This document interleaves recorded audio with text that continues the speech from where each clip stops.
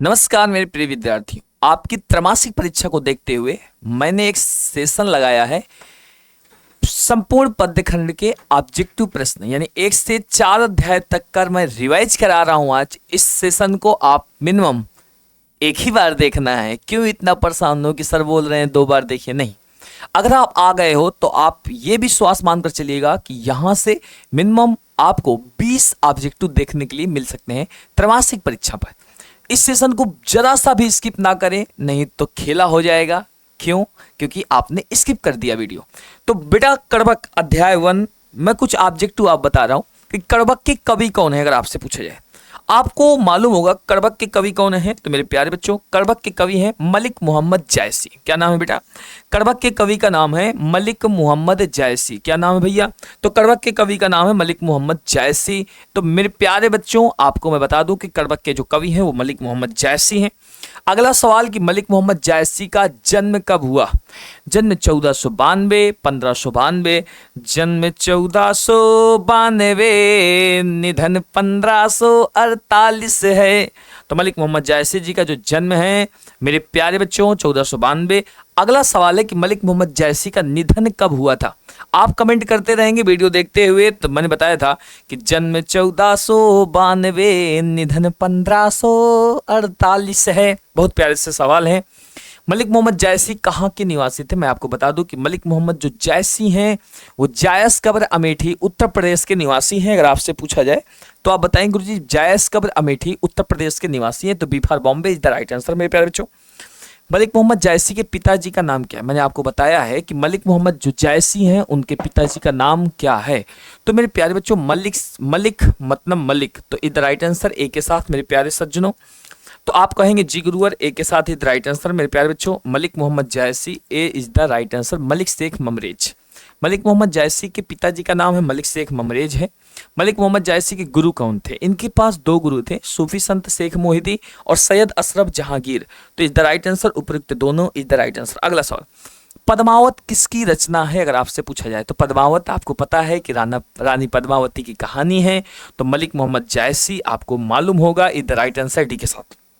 अगला सवाल, निम्न में से प्रेम के पीर के कवि? भाई साहब प्रेम के पीर की बात आती है तो आप बताएंगे गुरुजी प्रेम के पीर के कवि है मलिक मोहम्मद जायसी। क्या नाम है भैया? मलिक मोहम्मद जायसी। सिंघल देव की राजकुमारी कौन थी? आपको पता है कि सिंघल देव की जो राजकुमारी थी वो पद्मावती थी। कौन थी भैया? सिंघल देव की राजकुमारी कौन थी? तो सिंघल देव की रानी पद्मावती थी। मलिक मोहम्मद जायसी क्या है? भक्त कवि। भैया ये सूफी कवि हैं। सूफी कवि क्या होता है? एक ऐसे कवि जो प्रेम पर बात करते हैं, उन्हीं को सूफी कवि कहते हैं। तो ए इज द राइट आंसर सूफी कवि के साथ मेरे प्यारे बच्चों। अगला सवाल, प्रेम कथाओं को आधार बनाकर लिखे गए छंदोबद्ध कथा काव्य को क्या कहते हैं? छंदोबद्ध कथा काव्य का मतलब एक ऐसा कवि जो जनमानस पर लिखता था, जो जनमानस पर गाता था, उसे प्रेमाख्यानक काव्य कहते हैं। क्या कहते हैं भैया? प्रेमाख्यानक। प्रेम पर लिखी गई कहानियां किसको आधार बनाकर छंदोबद्ध कथा काव्य को लिखा गया? तो बेटा लोक जीवन में प्रचलित प्रेम कथाओं को, अलाउद्दीन की, दिल्ली के सुल्तान की बात अगर मैं करूं तो मेरे प्यारे बच्चों ए इज द राइट आंसर। अगला सवाल, जायसी के लिखे काव्य किसमें संपादित है? तो मैं आपको बता दूं जायसी के लिखे जो काव्य संपादित है वो जायसी ग्रंथावली पे आपको देखने के लिए मिलेंगे। कहाँ मिलेंगे बेटा? जायसी के जो काव्य हैं वो जायसी के काव्य जायसी ग्रंथावली में संपादित है मेरे प्यारे बच्चों। अगला सवाल, जायसी के उज्जवल अमर कीर्ति का आधार क्या है? तो उज्जवल अमर कीर्ति का आधार जो है वह पद्मावत है। क्या है बेटा? पद्मावत है। जायसी के लिखे गए अनेक काव्य जायसी ग्रंथावली मिलते हैं। पद्मावत में किसकी प्रेम कथा का वर्णन है? तो भाई साहब सुल्तान अलाउद्दीन और राजकुमारी पद्मावती की। बेटा लोक प्रचलित कथाओं की। बेटा चित्तौड़ नरेश रतन सेन और राजकुमारी पद्मावती की कहानी का वर्णन है। किसका? चित्तौड़ नरेश रतन सेन और राजकुमारी पद्मावती के। पद्मावती किसकी पत्नी थी? पद्मावती जो थी तो दिल्ली के सुल्तान की पत्नी थी, चित्तौड़ नरेश रतन सेन। तो आपको मैं बता दूं कि पद्मावती जो कहानी है वो चित्तौड़ नरेश रतन सेन की पत्नी है। किसकी बेटा? अगर आपसे पूछा जाए तो चित्तौड़ नरेश रतन सेन की पत्नी है। किसकी भैया? चित्तौड़ नरेश रतन सेन। किसकी भैया? चित्तौड़ नरेश रतन सेन। तो चलिए, पद्मावत प्रेम का त्रिकोण किसके आने से पूरा होता है मेरे प्यारे भैया? अगर आपको पता है तो दिल्ली के सुल्तान अलाउद्दीन जब आते हैं तो चित्तौड़ नरेश रतन सेन, उनकी पत्नी पद्मावती और दिल्ली के सुल्तान अलाउद्दीन के आने से ये त्रिकोण क्या हो जाता है? पूरा हो जाता है। मलिक मोहम्मद जायसी किसके कवि हैं? तो आपको बता दूं कि मलिक मोहम्मद जायसी जो है वह प्रेम के पीर के कवि हैं। कौन है भैया? प्रेम के पीर के कवि हैं। कड़बक का प्रारंभिक खंड कहाँ से लिया गया है? तो कड़बक का प्रारंभिक खंड जो लिया गया है वह स्तुति खंड से लिया गया है। कड़बक का प्रारंभिक खंड, ध्यान से सुनिएगा मेरे प्यारे बच्चों, कड़बक का प्रारंभिक खंड स्तुति खंड से लिया गया है। कहाँ से लिया गया है? तो कड़बक का प्रारंभिक खंड जो है वह स्तुति खंड से लिया गया है। कहाँ से लिया गया है? स्तुति खंड से लिया गया है। मलिक और सुनिएगा, कड़बक का द्वितीय खंड उपसंहार खंड से लिया गया है। प्रथम खंड स्तुति खंड। मलिक मोहम्मद जायसी द्वारा रचित कड़बक कविता कहाँ से ली गई है? तो कड़बक कविता जो है बेटा वह पद्मावत से ली गई है। कहाँ से ली गई है? तो कड़बक कविता जो है वह बेटा पद्मावत से ली गई है। Is the right answer, Padmavat से ली गई है। चलो, फूल मरे पर मरे न वासु, मतलब फूल मर जाता। तात्पर्य पूछा है, अर्थ नहीं पूछा। तात्पर्य का मतलब तो उसका भावार्थ क्या है भाई? अर्थ पूछा जाता तो भाई फूल मर जाता, सुगंध नहीं मर जाता, लेकिन तात्पर्य क्या है? मनुष्य मर जाता है पर उसका गुण नहीं मरता है। मनुष्य मरता है पर उसका गुण नहीं मरता।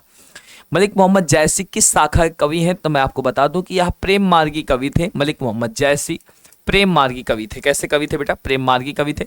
अखरावट किसकी रचना है? अखरावट है, पद्मावत है, ये सब मलिक मोहम्मद जायसी जी की रचना है। सी इज द राइट आंसर बेटा, ठीक है।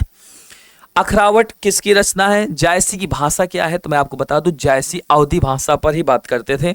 तो जायसी की जो भाषा है वह अवधी है बेटा। क्या है? तो जायसी की जो भाषा है अवधी है, और पद्मावत भी अवधी भाषा पर ही लिखी गई। पद्मावत किस भाषा में लिखी गई है? तो मेरे प्यारे बच्चों, पद्मावत भी अवधी भाषा पर ही लिखी गई है, ठीक है।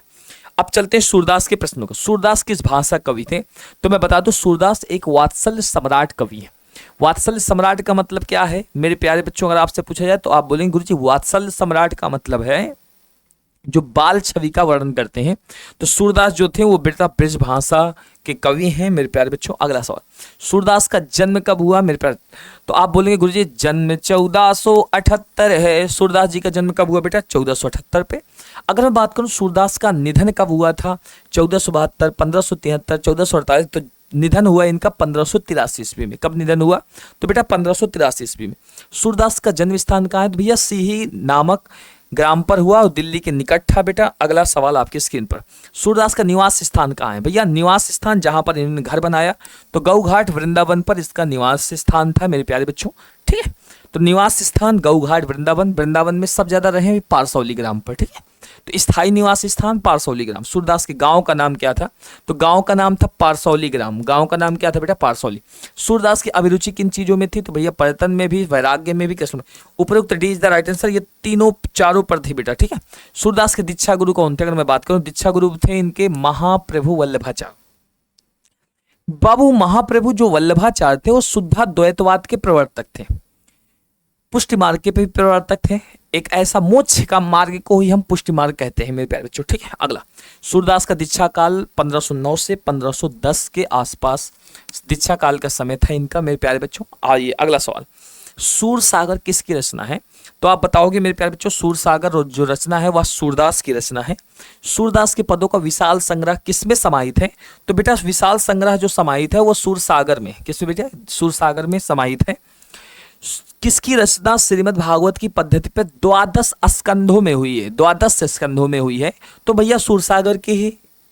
चलो, मध्यकाल में किन भाषाओं का विकास हुआ? जब सूरदास आए तो मध्यकाल पर राजस्थानी भी है, मैथिली भी है, ब्रज भी है, अवधी भी, खड़ी बोली, उपयुक्त सभी द राइट आंसर डी के साथ मेरे प्यारे बच्चों। अगला सवाल आपकी स्क्रीन पर, मध्यकाल में किन भाषाओं का विकास हुआ? तो सभी भाषाएं मध्यकाल पर विकसित हुई। सूरदास किस भाषा कवि थे? तो मेरे प्यारे बच्चों सूरदास जो थे वो ब्रज भाषा के कवि थे।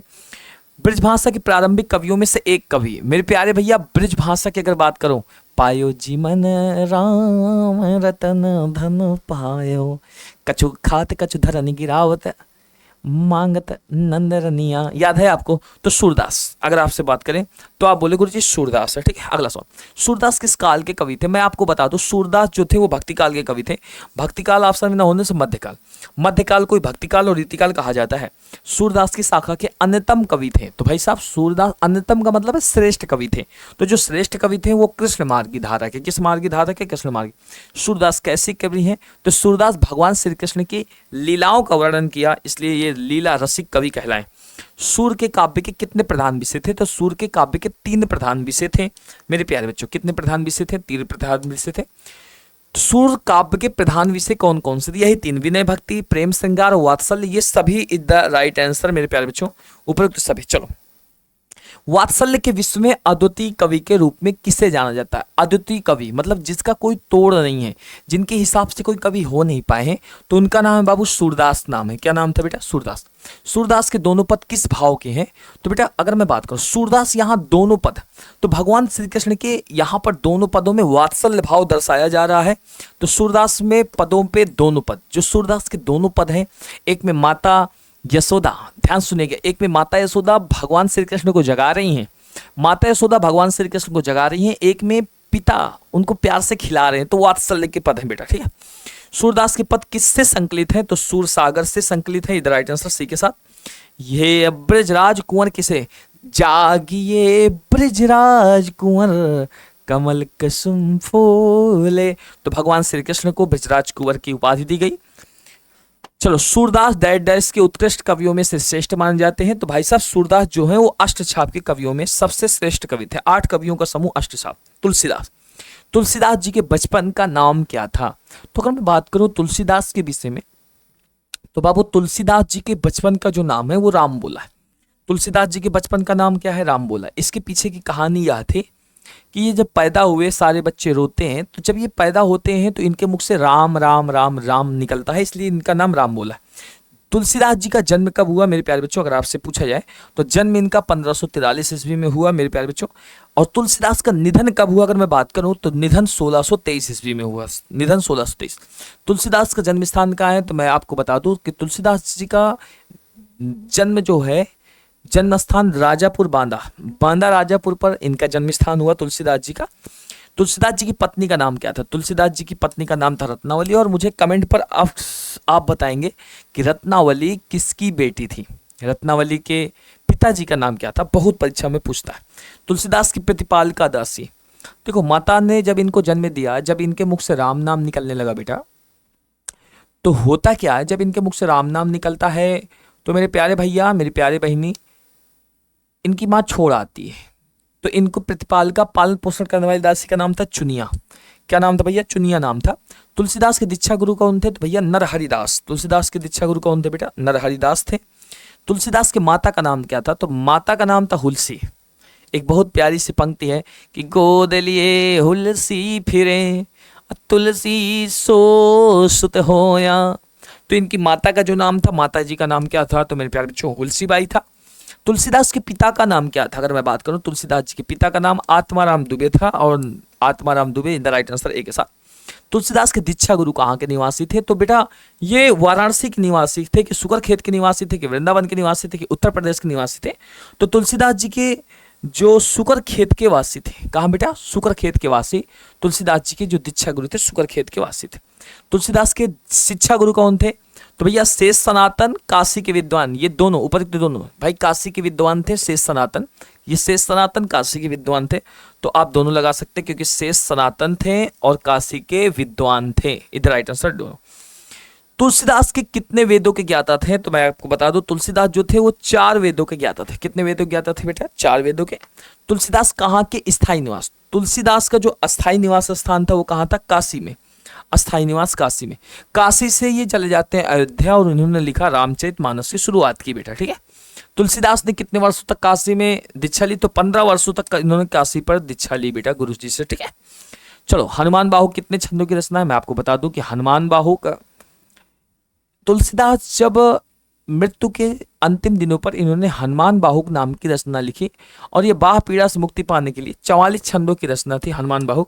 अगला, हनुमान बाहु को स्वतंत्र करने पर कुल कितनी छोटी बड़ी कृतियां हैं? तो कुल स्वतंत्र करने पर 13 छोटी बड़ी कृतियां आती हैं। कितनी? 13। रामचरितमानस के रचनाकार कौन है बाबू? अगर आपसे पूछा जाए तो आप बताएंगे रामचरितमानस के रचनाकार तुलसीदास है।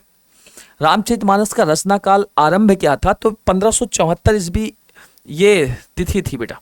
2 वर्ष 7वां 26 दिन लगे थे, ठीक है। और रामचरितमानस का पूर्ण कब हुआ था अगर मैं बात करूं तो 1576 और 1633 राम सीता विवाह पर ये पूर्ण हो चुका था, ठीक है। और राम जन्म की तिथि पर इसको लिखा गया। रामचरितमानस को पूर्ण होने पर कुल कितना समय लगा? 2 वर्ष 7वां 26 दिन लगा। कितना? तो आप बोले गुरुजी 2 वर्ष 7वां 26 दिन लगा। तुलसीदास अनुराग भरे प्रगाढ़ स्वर में गदगद कंठ से किस पद को गाए थे? भरत बैठाड़े कर जोड़े, ये तुलसीदास प्रगाढ़ भरे स्वर से गाया करते थे। Is the right answer. Tulsidas किस शाखा के कवि हैं? तो तुलसीदास जो थे वो राम भक्त शाखा के कवि हैं। इज द राइट आंसर बेटा। चलो अगला सवाल, तुलसीदास किसकी कविता है? बेटा तुलसीदास प्रेम धारा की, भक्ति धारा की, विरह धारा की। तो प्यारे बच्चों ध्यान से सुनिए, तुलसीदास जी की रामचरितमानस किसकी कविता होना चाहिए यहाँ पर? तो मेरे प्यारे बच्चों भक्ति धारा। तुलसीदास किसकी कविता है? तुलसीदास की कविता किस भाव की है? अगर आप तुलसीदास की कविता है तो भक्ति धारा की है। ठीक है। रामायण के रचनाकार कौन है? तो महर्षि वाल्मीकि ने रामायण लिखा मेरे प्यारे बच्चों। रामायण के बाद सर्वाधिक सफल लोकप्रिय जो रचना रही वह श्री रामचरितमानस है, तुलसीदास। ठीक है। नाभादास के दीक्षा गुरु कौन थे? अगर आपसे पूछा जाए तो नाभादास के स्वामी अग्रदास, इनको अग्र अली भी कहा जाता था। क्या कहा जाता था? इनको मेरे प्यारे बच्चों अग्र अली भी कहा जाता था। क्या कहा जाता था? याद करे रहिएगा। अगर अग्रदास ना दिखे कहीं तो अग्र अली दिख जाए तो समझ जाना कि यही हमारा उत्तर है बेटा। ठीक है। तो स्वामी अग्र अली, क्या बेटा? स्वामी अग्रदास। नाभादास का जन्म कब हुआ? तो बेटा जन्म इनका 1570 पर हुआ था। नाभादास का जो जन्म हुआ वह कब हुआ? तो जन्म 1570 पर नाभादास का जन्म हुआ। 1570 नाभादास का जन्म कब हुआ? 1570। नाभादास का निधन कब हुआ? तो बेटा निधन जो है इनका अज्ञात है। निधन क्या है बेटा? अज्ञात है। नाभादास की अभिरुचि किसमें थे? लोक भ्रमण, भगवत भक्ति, काव्य रचना, वैष्णव दर्शन, चिंतन। तो मेरे प्यारे बच्चों अगर आपसे जब भी अभिरुचि आएगा तो अभिरुचि में आप सब जानना है, सब कवियों की सब अभिरुचि थी बेटा। स्वामी अग्रदास किसके शिष्य थे? तो बेटा स्वामी अग्रदास जो शिष्य थे वह किसके थे? तो स्वामी रामानंद के। किसके? स्वामी अग्रदास जो थे वो स्वामी रामानंद के शिष्य थे। किसके बेटा? स्वामी रामानंद के शिष्य थे। स्वामी किसके शिष्य थे? स्वामी रामानंद के। नाभादास का अस्थायी निवास बहुत इंपॉर्टेंट है, ये आपकी त्रैमासिक परीक्षा में सीधा सीधा छप जाएगा इस बात को। तो देखो नाभादास वृंदावन तो ना से यहाँ आएगा तो ना से नाभादास। ठीक है। तो सी इज द राइट आंसर। अगला सवाल, नाभादास की कृतियां कौन कौन सी हैं? भक्तिमाल, अष्टयाम, रामचरित संबंधी, प्रकीर्ण पदों का संग्रह। भैया नाभादास कृति नहीं है तो आपको पता है कहरनामा मलिक मोहम्मद जायसी की रचना है। तो कहरनामा मलिक मोहम्मद जायसी की रचना है। अगला सवाल है, नाभादास किसके भक्त कवि थे? तो मेरे प्यारे नाभादास राम भक्त कवि थे। कभी धोखे से कृष्ण भक्त न लगा देना। तो नाभादास जो थे बेटा वो राम भक्त कवि थे। ठीक है। किसकी भक्ति प्रचलित राम भक्ति से अलग थी बेटा? किसकी भक्ति प्रचलित राम भक्ति से अलग थी मेरे प्यारे बच्चों? तो नाभादास की। ठीक है। आइए, नाभादास की राम भक्ति क्यों अलग थी? मर्यादा के स्थान पर माधुर्य भाव का पुट था, मूर्ति पूजा के स्थान पर पूजा थी। तो बेटा मर्यादा के स्थान पर माधुर्य भाव पुट था इनका। ठीक है। चलो नाभादास की प्रसिद्ध कृति कौन सी थी? तो आपको मैं बता दूं इनकी जो प्रसिद्ध कवि कृति थी कौन सी थी? भक्तिमाल थी। कितनी बेटा? भक्तिमाल थी। और मुझे कमेंट पर बताएंगे कितने भक्तों की चर्चा हुई। भक्त कवि नाभादास की शील, सोच और मानस का निर्मल दर्पण क्या है? तो बेटा मानस का निर्मल दर्पण क्या था? तो आपको मैं बता दूं भक्तिमाल था। क्या था बेटा? भक्तिमाल था। भक्तमाला का अर्थ क्या है? तो मेरे प्यारे बच्चों चरित्रों की माला, भक्त चरित्रों की माला थी। क्या बेटा? तो भक्त चरित्रों की माला थी। ठीक है। अगला सवाल, संपूर्ण छप्पय किससे निबद्ध है? तो मेरे प्यारे बच्चों संपूर्ण जो छप्पय लिखा गया है वो भक्तिमाल से आया हुआ है। कहाँ से? भक्तिमाल से आया हुआ है। संपूर्ण छप्पय किससे? तो आप बोलोगे गुरुजी भक्तिमाल से आया हुआ है। भक्तमाला में कितने छप्पय रचित वर्ण है बेटा? तो आपको बताएंगे गुरुजी 316। कितने भैया? तो 316। वेरी इंपॉर्टेंट सवाल है आपकी त्रैमासिक परीक्षा के लिए, रामबाण सवाल है। 316 छप्पयों में कितने भक्तों की चरित्र है? तो आपको मैं बता दूं 200 से अधिक भक्त थे मेरे प्यारे बच्चों। ठीक है। अगला, भक्तिमाल के रचयिता कौन है? तो भैया भक्तिमाल के रचयिता नाभादास जी हैं। सी इज द राइट आंसर। भगत विमुख जे धर्म सो सब अधर्म करी गाए। जो व्यक्ति भक्ति मार्ग से अलग हो जाता है तो वह अपने जितने भी पुराने धर्म किया है वो सब अधर्मी हो जाएगा। ये नाभादास कहने हैं। कौन कहा भैया? नाभादास जी कहे। कौन भैया कहा है? नाभादास। उक्ति चौज अनुप्रास, वाह भैया, उक्ति चौज अनुप्रास वर्ण आ स्थित अधिभार किनकी पंक्तियां हैं? तो बेटा नाभादास की पंक्तियां हैं, लेकिन यह सूरदास की पंक्तियां हैं। सूरदास के बारे में बताया गया। चलो पाठ्य पुस्तक में नाभादास की कविता किन दो कवियों के बारे में? तो कबीरदास और सूरदास के बारे में बताया गया है। कौन कौन कवियों के बारे में? कबीरदास और सूरदास। Very important. नाभादास में सूरदास को किस क्षेत्र में अद्भुत कहा गया है? विविधधारी, तुकधारी। सूरदास को तुक के विषय में कि सूरदास का तुक बहुत बलवान था। तुक क्या था? मंगल भवन अमंगल हारी, द्रवहुसो दशरथ अजर विहारी। ये तुक था बेटा। ठीक है। बताओ कौन से कवि निरक्षर थे? तो निरक्षर मतलब जो पढ़े नहीं थे। कबीरदास ने स्वयं कहा था कि मस कागज छुओ नहीं, कलम गहो नहीं हाथ। तो कबीरदास। कौन बेटा? अगर आपसे पूछा जाए तो आप बोले कबीरदास। नाभादास किसके समकालीन कवि थे? तो बेटा नाभादास जो थे वो तुलसीदास के समकालीन कवि थे। नाभादास किस धारा के कवि थे? तो बेटा सगुण काव्य धारा के, राम भक्ति, सगुण उपासक राम भक्त धारा के कवि थे बेटा। ठीक है, चलो अगला सवाल आपकी स्क्रीन पर। नाभादास के अनुसार किसकी कविता को सुनकर कवि सिर झुका लेते थे? ऐसा कौन कवि सूर की सिर चालन ना करे। सूरदास की कविता को सुनकर ऐसा कौन कवि जो सिर चालन नहीं करता है? चलो बेटा, तो ये 1 से लगाकर 4 तक पद्य खंड के क्वेश्चन करवा दिया हूं। गद्य खंड का विभाग में प्रस्तुत कर दूंगा और जल्दी जल्दी सभी बच्चों को शेयर कर दीजिएगा कि परमेश्वर सर ने इंपॉर्टेंट क्वेश्चन करवा दिए हैं ऑब्जेक्टिव, जो आपकी भारी डिमांड थी। अभी मैं गद्य खंड के भी ऑब्जेक्टिव, देखो सब्जेक्टिव हो गया, गद्य खंड का भी, पद्य खंड का, इसका भी करा दे रहा हूँ। Thank you, thank you, thank you.